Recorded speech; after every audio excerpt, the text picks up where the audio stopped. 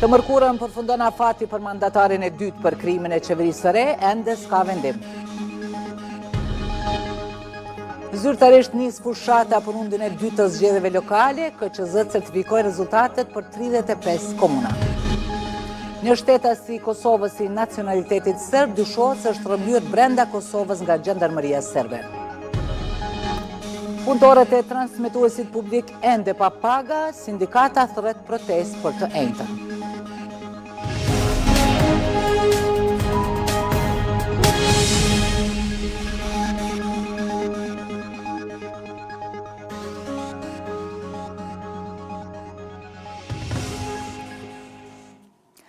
Shikues të nderuar, mirëmbrëma. Sot në Kosovë ka nisur zyrtarisht fushata për rundën e dytë të zgjedhjeve lokale, të cilat mbahen më 9 nëntor, e ku përfundimisht vendoset se kur do të qeverisë në nivelin lokal në komunat ku këto parti garojnë.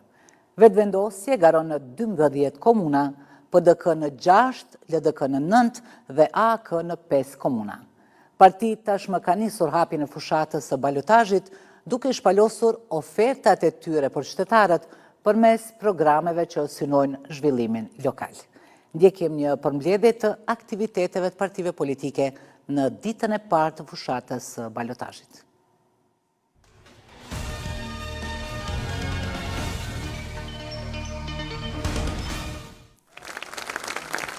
Me një tubim qendror të mbajtur të shtunën në kryeqytet, lëvizja vetëvendosje ka hapur fushatën e balotazhit për 12 komuna ku ky subjekt politik garon për të marrë qeverisjen. Teksa prezantoi kandidatët për kryetar komunash, kreu i vetëvendosjes Albin Kurti u bëri thirrje qytetarëve që të votojnë për këtë kandidat, duke thënë se do të jenë kryetarët që sillin investime. Mos shikoni partinë kësaj radhe, po shikoni punën që është bërë dhe do të bëhet. Në komuna si Shtimja e si Kamenica, për 4 vite kemi quar investime dhe buxhet, aq sa tjerët as për 20 vjet nuk i kanë quar. E pra, pse të mos jenë edhe Prishtina, Mitrovica, Prizreni, Gjakova, Peja, Vitia, Kaçaniku, Fush Kosova, Vushtria, Obiliqi, Rahoveci, njësoj si Podujeva e Gjilani. Në këtë tubim u prezantuan edhe programet e kandidatëve të vetëvendosjes për 12 komuna ku ata garojnë, teksa u tha se këto janë programe të zhvillimit.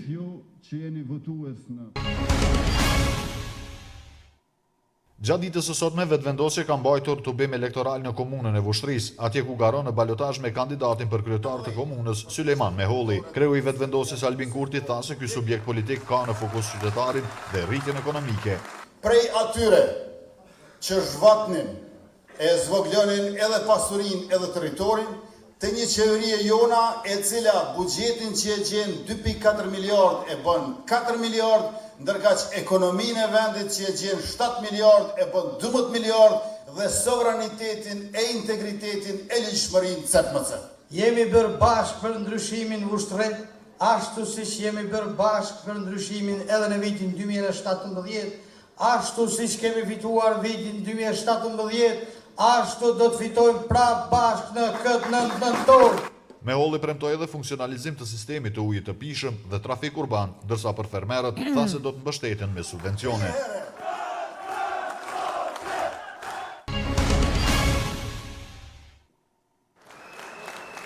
Lidhja Demokratike e Kosovës ka hapur fushatën e balotazhit në komunën e Prishtinës. Në tubim me banorët e Kodrës së Trimave, kreu i LDK-s Lumir Abdixhiku u shpreh i bindur se ky subjekt do ta fitojë garën për qeverisjen në kryeqytetin. Në nëntorin, sot një javë, në ora 7, siç kemi mirëftu, ju ftoj nga tash të mbledhur e gjithë në sheshin e Ibrahimova për festën e natës të Prishtinës dhe për shënuar aktivitet e rasme. E kandidati LDK-s për kryetar të Prishtinës, Parim Rama, tha se nuk ka asgjë që do ta ndalë transformimin e kryeqytetit. Prishtina ka kryer mori të mëdha të punëve, ka komision transformues, e bashkë ka një oponent bllokues, dhe përkundër fakteve që një qeveri e tonë nuk ka mërinë në ndalë, s'ka që në ndalë me në ndalë. Të njëjtën ditë, drejtues të LDK-s mbajtën tubim edhe në lagjën Kolovis të Prishtinës, ku në takim me qytetar u premtua vazhdimi i transformimit të kryeqytetit përmes projekteve të ndryshme.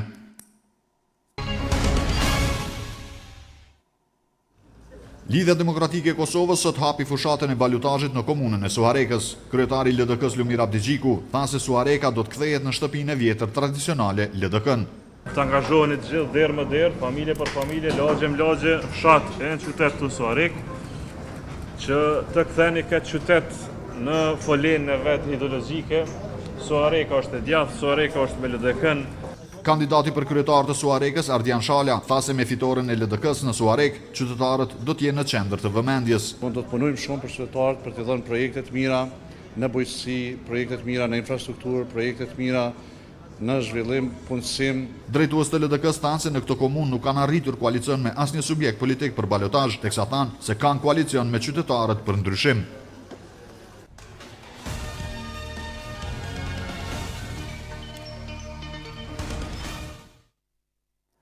Ndërkohë, Komisioni Qendror i Zgjedhjeve ka certifikuar rezultatet përfundimtare për kryetar të 35 komunave. Rezultatet këto të dala nga zgjedhjet lokale të 12 tetorit.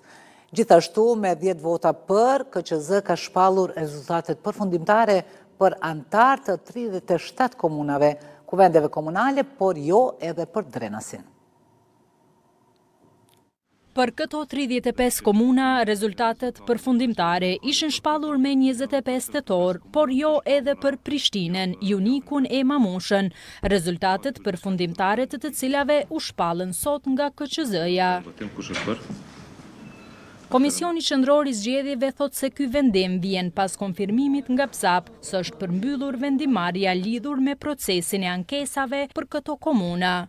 Sa i përket KQZ-s, rezultatet kanë qenë vetëm gati javën e dytë pas ditës së zgjedhjeve, por për shkak të ankesave të shumta që ka pas në PZAP dhe në Gjykatën Supreme, ne kemi pas pamundur të bëjmë shpalljen e këtyre rezultateve. Gjithashtu me 10 vota për, Komisioni Qendror i Zgjedhjeve ka shpallur rezultatet përfundimtare për antar të 37 kuvendeve komunale, por jo edhe për Drenasin. Një njoftim të shkurt, sot nuk do të mund të shpallim rezultatin për komunën e Drenasit, për kuvende komunale, për arsye se ende është një ankesë në Gjykatën Supreme për të cilën pritet vendimarrja. Andaj me rastin e pranimit të vendimit nga Gjykata Supreme dhe varësisht prej vendimarrjes edhe KQZ-ja do të vepron. Ndërkaq, rundi i dytë i zgjedhjeve për kryetar do të zhvillohet në 18 komuna. Edhe kronika në vazhdim flet për procesin zgjedhor. Platforma për verifikimin e fakteve, Hibrid.info, ka publikuar raportin e saj mbi monitorimin e zgjedhjeve lokale dhe ndikimin që keq informimi pati në procesin zgjedhor. Raporti, i cili mbulon periudhën 13 shtator-15 tetor, analizon përhapjen e lajmeve të rreme, publikimin e sondazheve, rolin e medjeve sociale si dhe influencën e narrativave gjatë fushatës zgjedhore. Lajmet e rreme dhe fenomeni i publikimit të sondazheve të paverifikuara kanë shoqëruar edhe zgjedhjet lokale të 12 tetorit. Kjo u bë e ditur gjatë publikimit të raportit mbi monitorimin e rundit të parë të zgjedhjeve lokale dhe ndikimin e keqinformimit në procesin zgjedhor nga platforma për verifikimin e fakteve Hibrid.info. Hulumtuesi Festim Rizanaj tha se raporti ka analizuar rreth 100 burime të ndryshme informimi. Janë 37 përmbajtje që janë vlerësu për mu analizu, dhe më tonë si keq informata që janë vlerësu.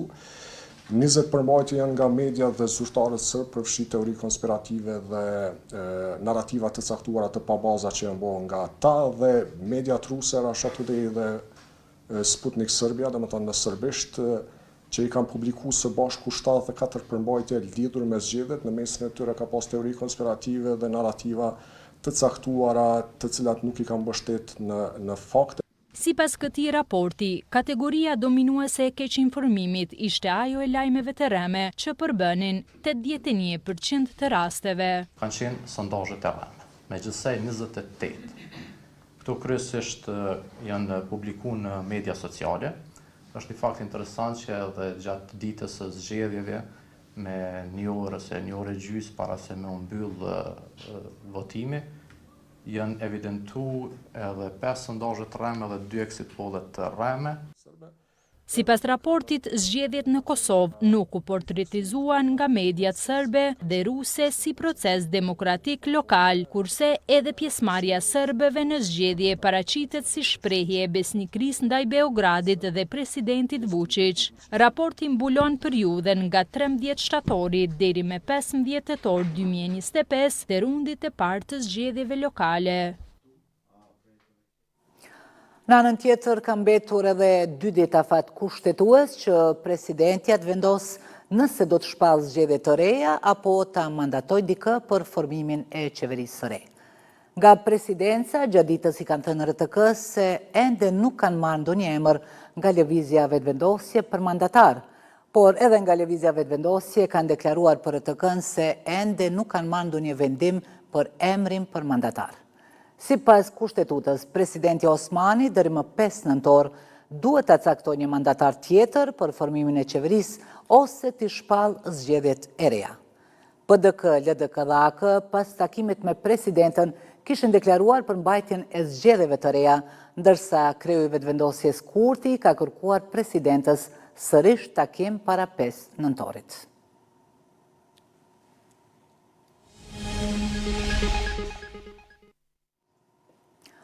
Në mungesë të institucioneve, punëtorët e transmetuesit publik ende nuk i kanë marrë pagat e muajit tetor. Ministri në detyrë financave, Hekuran Murati, ka thënë se Partia Demokratike dhe Lidhja Demokratike po refuzojnë të krijojnë komisionet parlamentare e rrjedhimisht po i lënë pa buxhet RTK-n dhe disa komuna. Ndërkohë nga këto 2 parti nuk janë deklaruar sa i përket buxhetit të RTK-s. Në anën tjetër, sindikata e punëtorëve të mediumit publik njofton se të njëjtën me 6 nëntor do të mbahet protest para hyrjes së televizionit publik. Mbi 700 punëtorë të radio-televizionit të Kosovës ende nuk i kanë marrë pagat e muajit tetor. Emjetet në llogari bankare nuk pritet të dalin nëse kuvendi nuk bën një zgjidhje. Ministri në detyri i financave, Hekuran Murati, ka thënë se kjo çështje tani është në duart e 2 partive politike, PDK dhe LDK. Krejt çfarë do të për ekzekutim të buxhetit për RTK-n është vendimi i Komisionit Parlamentar për Buxhet. Me atë vendim thesari i shtetit brenda ditës se ekzekuton transferin e mjeteve siç edhe e bën çdo herë. Mirë po PDK dhe LDK po refuzojnë të krijojnë komisionet parlamentare, rrjedhimisht po i lënë pa buxhet RTK-n komunat e Prishtinës, Gjilanit dhe Zubin Potokut, siç ato po rrezikojnë miratimin e buxhetit për vitin 2026. Sipas tij, kuvendi mund të formojë fillimisht vetëm komisionet e përhershme për buxhet, për legjislacion, për integrim evropian dhe për të drejtat e komuniteteve, të cilat, siç ka shkruar ai, do të mjaftonin që të shqyrtoheshin të gjitha çështjet emergjente, si buxheti dhe plani i rritjes së BE-s. Për akuzat e Muratit, RTK ka provuar të marrë qëndrime nga zyrtarët e PDK-s dhe LDK-s, por që asnjëra nuk ka kthyer përgjigje. Megjithatë, në vitin 2021, në mungesë të komisioneve, kryeministri atëhershëm Abdullah Hoti, me një vendim të posaçëm kishte bërë të mundur që mediumit publik të realizohen të hyrat e 3 mujorit të parë. Ndarjen e mjeteve buxhetore Hoti e kishte arsyetuar me shuarjen e komisionit duke urdhëruar që të aprovohet vendimi i tij, në cilin thuaj se me që pas shpalljes së zgjedhjeve të jashtëzakonshme për kuvendin e Kosovës, Komisioni për Buxhet dhe Transfer është shuar sipas kërkesës së RTK-s dhe me qëllim që të mundësohet funksionimi i transmetuesit publik. Përmes këtij vendimi aprovohet dhe autorizohet alokimi i mjeteve buxhetore dhe transferimit të RTK për 3 mujorin e parë të vitit 2021.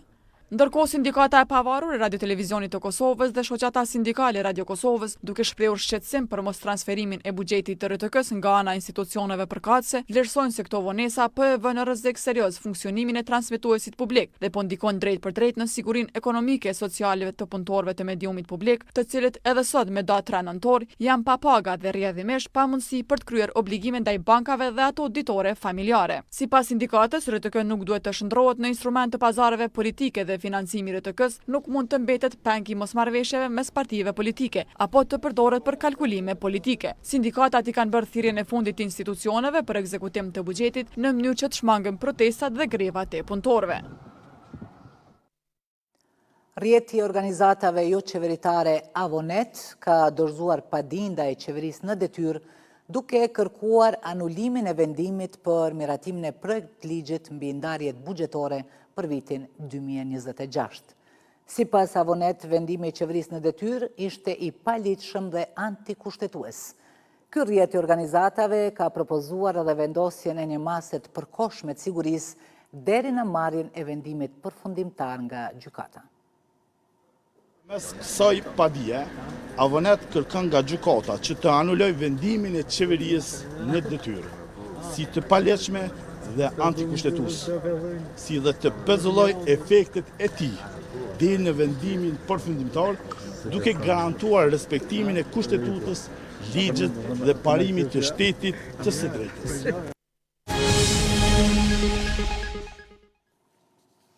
Komandanti i Forcës së Sigurisë së Kosovës, General-Lejtnant Bashkim Jashari, ka pritur në takim presidentën Vjosa Osmani.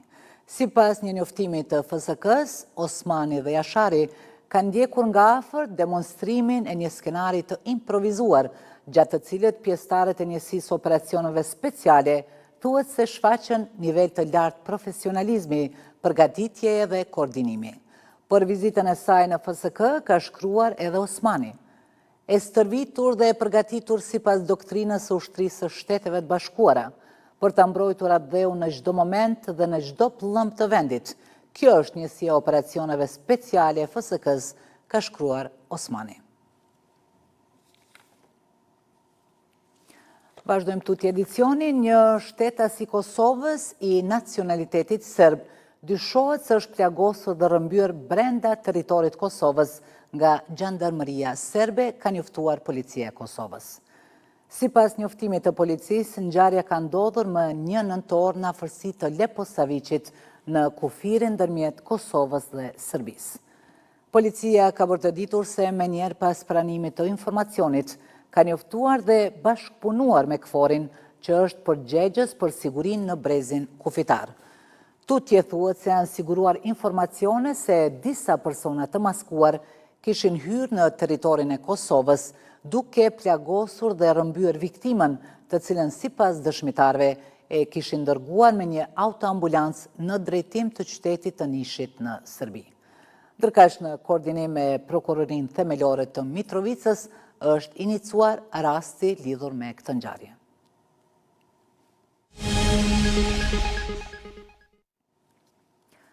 Gjykata kushtetuese në Shqipëri ka dhënë të drejtë Erion Veliajt për të vazhduar detyrën si kryetar i Bashkisë së Tiranës. Gjyqtarët kanë vendosur në favor të rrëzimit të vendimit të qeverisë që shkarkonte kryebashkiakun e Tiranës pas propozimit që i kishte bërë Këshilli Bashkiak i Tiranës. Me këtë vendim, anulohet gjithashtu edhe dekreti i presidentit Bajram Begaj për caktimin e datës së zgjedhjeve në Tiranë. Ambasada e Shqipërisë ka hapur sot librin e ngushëllimeve për ish kryeministrin e Shqipërisë Fatos Nano. Ambasadori Petrit Malaj vlerësoi Nanon si një nga politikanët më të rëndësishëm shqiptar të periudhës së tranzicionit politik në Shqipëri. Malaj po ashtu theksoi se politika shqiptare ka humbur një politikan i cili në momente të caktuara ka ditur të veprojë dhe të marrë vendime të rëndësishme. Ambasada e Shqipërisë në Kosovë ka hapur librin e ngushëllimeve për ish kryeministrin Fatos Nano. Ambasadori i Shqipërisë në Kosovë, Petrit Malaj, vlerësoi Nanon si një nga politikanët më të rëndësishëm shqiptar të periudhës së tranzicionit politik në Shqipëri. Një figurë e rëndësishme, do të thoja me zë dhe figurë që transmetonte ide, që moderoi të majtën shqiptare në Shqipëri, dhe për këtë ka lënë një gjurmë të cilën besoj që të gjithë shqiptarët e kanë vërejtur. Malaj po ashtu theksoi se politika shqiptare ka humbur një politikan i cili në momente të caktuara ka ditur të veprojë dhe të marrë vendime të rëndësishme. Kam njohur nga afër, e kam pasur mik, kam qenë bashkëpunëtor me të, edhe kam parë që vërtet kam pasur të bëj me një person me ide, me sfida të mëdha. Ishte person që hapte debate, por debatet e tij në përgjithësi kishin ide, kishin racionalitet. Libri i ngushëllimeve për ish kryeministrin e Shqipërisë Fatos Nano do të jetë hapur edhe të martën.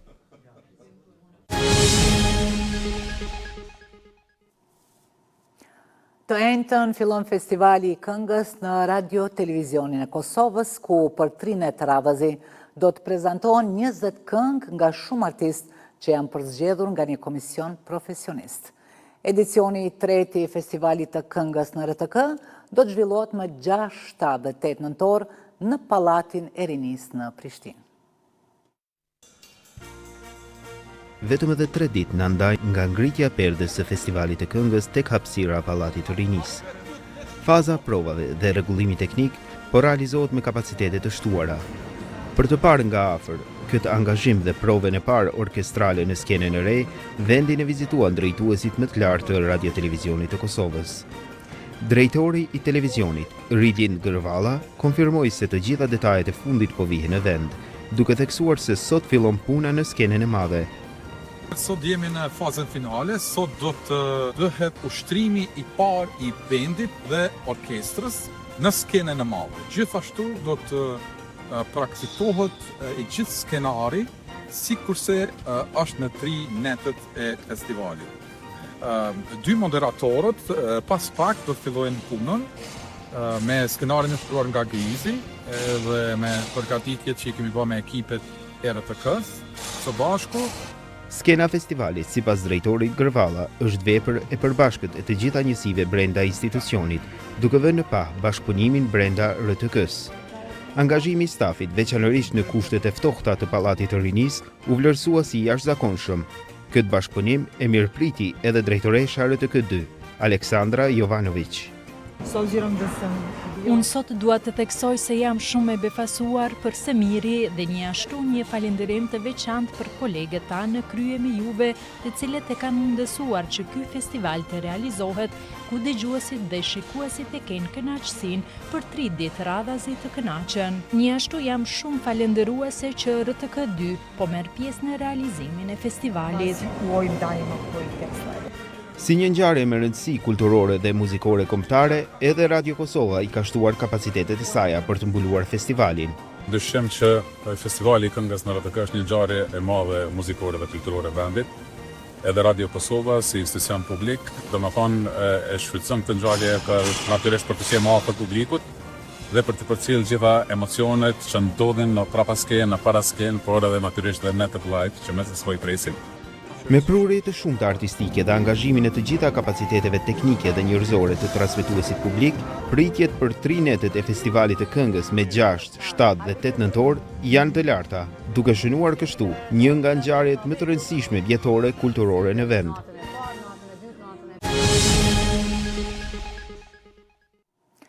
Kalojmë tani në Maqedoninë e Veriut, atje ku dje u zhvillua rundi i dytë i zgjedhjeve lokale.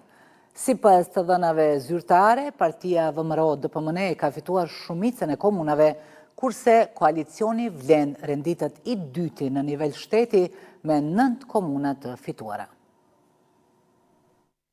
Partia VMRO-DPMNE, kryeministrit Hristia Mickovski ka fituar në gjithsej 54 komuna dhe në qytetin e Shkupit si njësi e veçantë të administrimit në zgjedhjet lokale që përfunduan me 2 nëntor në Maqedoninë e Veriut. Koalicioni Vlen renditet e dyta në nivel shteti me 9 komuna të fituara. Ky koalicion mbështeti edhe me Ndiqirën, kandidatin e pavarur që fitoi Strugën. Vlen ka fituar në Tetov, Çajir, Dibër, Saraj, Haraqin, Tears, Zhelin, Bogovin dhe në Dollnen. Sot përfundimisht u rrumbullakua ndryshimi tek shqiptarët. Vlen arriti fitore bindse thuajse në të gjithë komunat ku ishin në balutazh. Vlen është forca e ditë në nivel të shtetit. Lidhja Social-Demokrate ka siguruar 6 komuna, ndërsa Aleanca Kombëtare për Integrim ka fituar 4 komuna, edhe atë në Studeniçan, Likov, Plasnicë dhe Çashk. Nga koalicioni AKI thanë se e pranojnë rezultatin e zgjedhjeve me përgjegjësi. Ne kemi fituar shumicën e votës popullore në mbar vendin, apo më mirë të thuhet të votës kombëtare në këto zgjedhje. Me mbi 23.000 vota më shumë, por nuk kemi arritur të fitojmë garën për kryetar të komunave. Kjo është një mesazh kompleks që ne e pranojmë me respekt dhe përgjegjësi. ndërkohë me nga një komunë do të thekin partia Maksim Dimitrievski dhe Unioni i Romëve. Partitë shqiptare në këto zgjedhje kanë humbur komunën e Kërçovës dhe atë të Brvenicës, që për shumë vite u thikeshin nga kuadro shqiptar. Këto dy komune i ka fituar partia e kryeministrit Mickovski. Në 4 komune të Maqedonisë së Veriut, ku nuk u arrit cenzusi i daljes në votime, do të organizohen zgjedhje të reja. Ndërsa në Beograd, edhe mbrëm dhe sot, kanë vazhduar përleshjet ndërmjet protestuesve dhe përkrasësve të pushtetit. Sipas Ministrisë së Brendshme, deri më tani janë arrestuar rreth 40 persona. Detajet në sjell korrespondentja jonë në Beograd, Ana Mari Repić. Një vit pas tragjedisë në Novi Sad, studentët dhe qytetarët vazhdojnë protestat. Tensionet po shtohen, përplasjet me përkrahësit e pushtetit janë gjithnjë më të shpeshta, ndërsa akuzat e presidentit Vučić ndaj protestuesve vetëm sa thellojnë pakënaqësinë. Para kuvendit të Serbisë janë përballur sërish 2 grupe protestuesish. Kordoni i policisë ndan mbështetësit e pushtetit të Aleksandar Vučićit të vendosur në kampin me tenda dhe qytetarët që mbështesin Diana Hrka, nënën e njërit prej 16 viktimave të tragjedisë në Novi Sad. Hrka është në grevurie dhe kaloi natën e dytë pranë kuvendit, duke kërkuar drejtësi dhe ndëshkimin e përgjegjësve. Pushteti kishte premtuar se fajtorët do të ishin në burg, por asgjë nuk ka ndodhur. Faleminderit popullit tim për mbështetjen, do të shkojmë deri në fund, thotë Diana Hrka. Opozita paralajmëron se pushteti po lodhet politikisht dhe se këmbëngulja e qytetarëve mbetet vendimtare. Ky pushtet është në fazën e fundit. Kjo është një lojë nervash, por nuk ka kthim prapa. Derisa të ketë drejtësi për popullin, nuk do të ketë paqe për pushtetin, thot Marinika Tepić, deputete e opozitës. Ndryshe, organizatorët e protestave kundër regjimit të Vučićit kanë paralajmëruar vazhdimin e protestave në Beograd dhe qytete të tjera në Serbi.